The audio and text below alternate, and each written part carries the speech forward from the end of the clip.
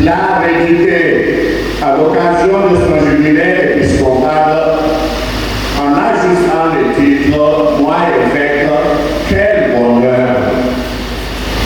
C'est dire que le bonheur, la première fois n'a pas attendu qu'il veille après la mort dans l'au-delà.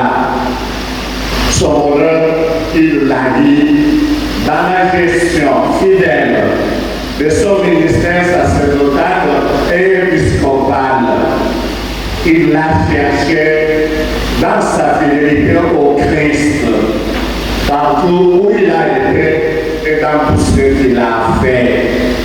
Ce bonheur, non seulement il l'a cherché pour lui-même, mais il a voulu le chercher pour tous ceux que le bon Dieu et la miséricorde et bienveillance divine avaient confié à sa sollicitude pastorale. Il était l'homme de prière. Plusieurs fois, moi je l'ai trouvé en train de prier. Plusieurs fois. Et je me rappelle encore que le jour de ma nomination comme évêque, quand je suis allé le saluer, la première chose qu'il m'a demandé, c'est de prier sur moi. Je suis resté à genoux. Je pensais qu'il fallait une petite prière parce que j'étais à genoux sur le ciment.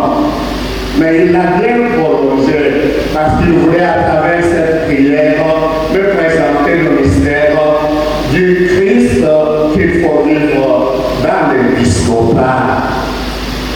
Aujourd'hui, la nuée de la mort nous l'a retiré, empêchant que nous voyions sa présence physique, que nous l'écoutions de nouveau pour savourer la parole de Dieu qu'il savait si bien annoncer. Mais nous sommes sûrs et certains qu'en ce moment précis, le Seigneur qui l'a bien servi avec fidélité, amour et dans l'obéissance jusqu'à la fin, l'aura accueilli dans sa maison en lui disant: Mon serviteur fidèle, tu as été fidèle dans peu de choses. Maintenant, je t'en donne beaucoup. Entre dans la joie de ton maître. C'est dans cette joie qu'il est. C'est dans cette joie que nous devons l'imaginer aujourd'hui et au cours de ces célébrations eucharistiques.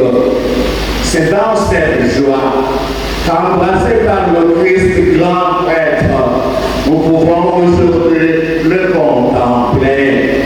Il jouit de cette joie après nous avoir tracé le chemin qui nous amènera un jour à le rejoindre dans la maison du Père. Nous élevons notre prière en cette fête de l'Ascension, durant laquelle nous ne célébrons pas une absence, le départ du Seigneur. Nous célébrons aujourd'hui sa présence mystérieuse mais réelle.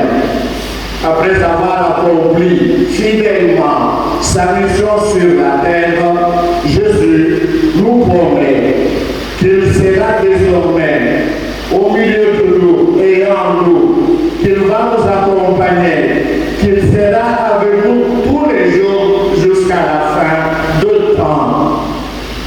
Il a été avec la de foi, l'accompagnant, rassurant ses pas, le faisant de lui un prêtre exemplaire et un évêque saint. Dans cette célébration où nous prions pour lui, le Christ que nous voyons être retourné au Père est avec nous. Il est présent par sa parole. Il est présent dans son corps et son sang que nous recevrons bientôt.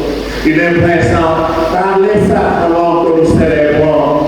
Il est présent par les